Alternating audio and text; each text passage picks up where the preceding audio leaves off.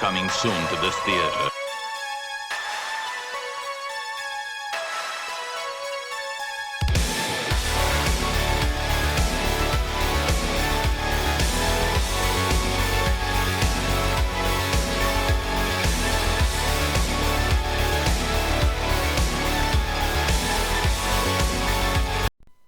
Howdy everybody, it's your buddy Brian.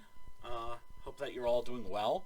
Hope that you're making it through this crisis with a sound heart and a clear mind. And hope that none of you have resorted to cannibalism yet.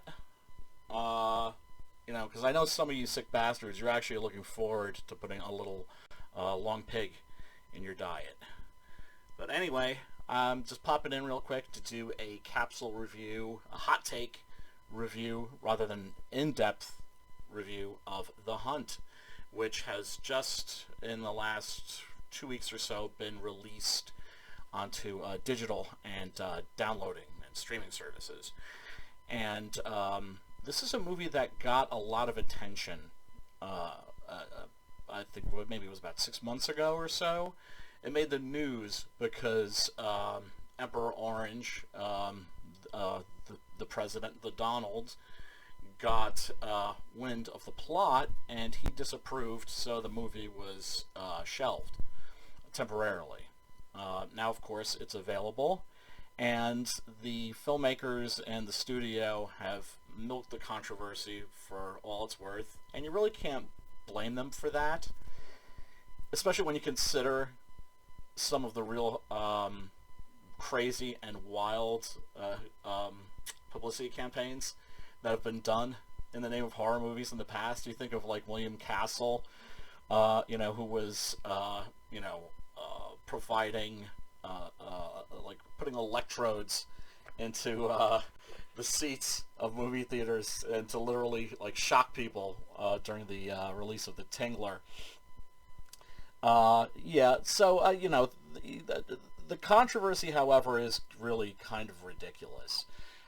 It's interesting because it was temporarily banned because it offended the right, because, ironically, this is a movie that is very critical of the left, of the American left, specifically the wealthy left, that wealthy liberals, who are very conservative in terms of their fiscal policy, and have no problem with the poor getting poorer and the rich getting richer, but they're very heavily into identity politics because it makes them feel like then that they're good people.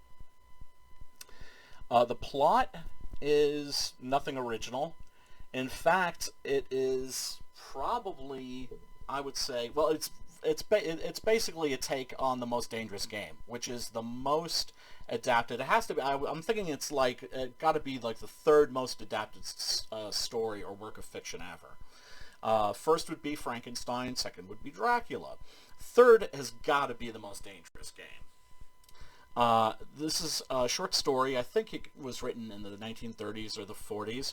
That is about a rich big game hunter who lives on an island, and there's a guy who washes up on the island, and he discovers, much to his chagrin, that said rich guy likes to hunt human beings for kicks. So he turns him loose in the jungle and hunts him with a big game rifle. This is a plot that has been used and reinterpreted in many ways. I mean, it's such a simple plot that makes it very open to reinterpretations. I would say that the most famous example would be, I guess, The Running Man. And The Hunt is very much in that satirical vein. There have been other more serious approaches to the subject matter. There's a movie, a mockumentary from like the late 60s, early 70s called Punishment Park, that is really obscure, but boy, it's really worth seeing, about a kangaroo court that of ultra-conservatives who basically pass judgment on hippies and give them a very simple choice. They can either go to prison for 30 years or they can take their chances and try to make it across the desert that's surrounding, that comprises Punishment Park. And if they can make it all the way to the end, if they can make it towards a American flag, then they're home free.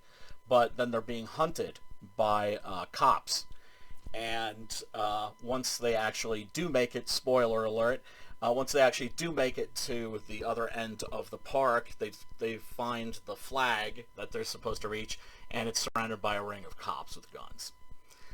Very well worth checking out. That's a more subversive take on the Most Dangerous Game. More famous recent example would be the Hunger Games and Battle Royale, both of which take a very dark approach to the subject matter, even though, of course, the Hunger Games, it's like Twilight, it's made for like that same teen audience. It still, is pretty radically left in terms of its politics, and I don't say that like as though it's a bad thing.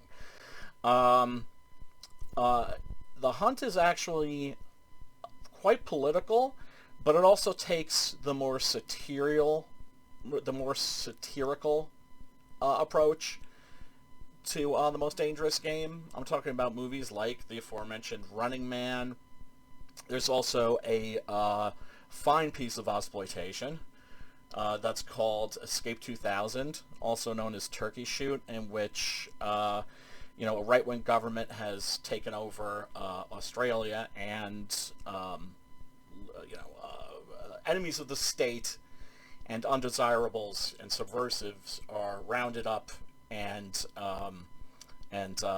hunted by a group of ultra-conservatives, who, of course, being very wealthy and conservative, means that they have some pretty perverted and twisted desires. They're pretty jaded. So killing somebody is I guess maybe they hope it'll make them feel something. They're so numb inside. But back to the Hunt, it is really a combination of these approaches. It's very much about cancel culture. It's basically you have a group of wealthy liberals, liberal elites, as they're referred to. Very much people who don't give a damn about class issues, but are very, very fixated on identity politics, and they're hunting deplorables, which is to say Trump voters and people who have said nasty things online. And it's good. I can't really talk about the plot in depth, because the way the movie is structured, it's designed so that you don't even know who the protagonist is for pretty much like the first 30 minutes. It's very much about surprising you in those first 30 minutes, and then it becomes a more traditional narrative. But I got a real kick out of it. There's a lot of gore, there's a lot of action, it never stops moving, it's certainly never boring. It comes in at a very tight, like 90 minutes, so it doesn't really have any time to wear out its welcome. And it really does have a pretty hard satirical and political edge. I'm somebody who's a dyed-in-the-wool lefty, but I reject cancel culture completely.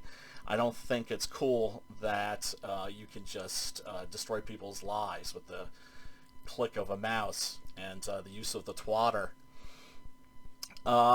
It's, like I said, available on downloading and streaming services. So this is a not entirely enthusiastic. It's not a great movie. I would say it's good. I would give it maybe 3 stars out of 4, 2.5 maybe.